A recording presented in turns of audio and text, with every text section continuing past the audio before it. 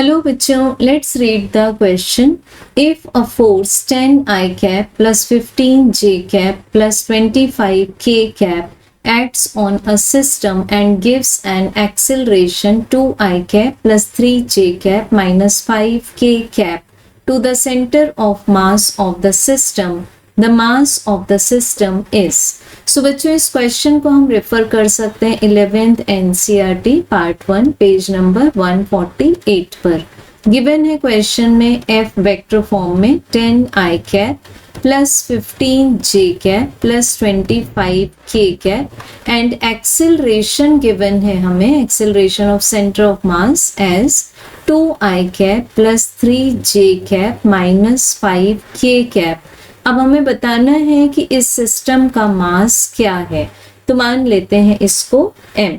सो बच्चों हम Newton second law से एक्सटर्नल फोर्स को रिप्रेजेंट कर सकते हैं F external equals to mass of the system multiplied by acceleration of centre of मास।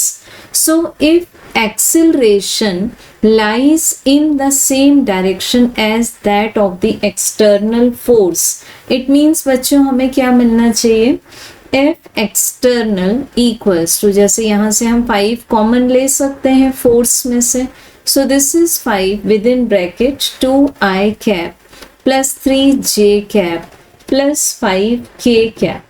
अब बच्चों हमें एक्सेलरेशन भी वेक्टर फॉर्म में गिवन है, बट हम देख सकते हैं कि this is not the given acceleration vector. ठीक है, एक्सेलरेशन वेक्टर नहीं है।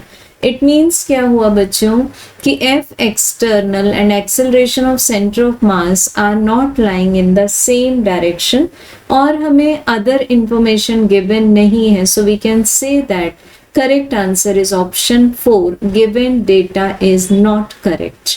Thank you.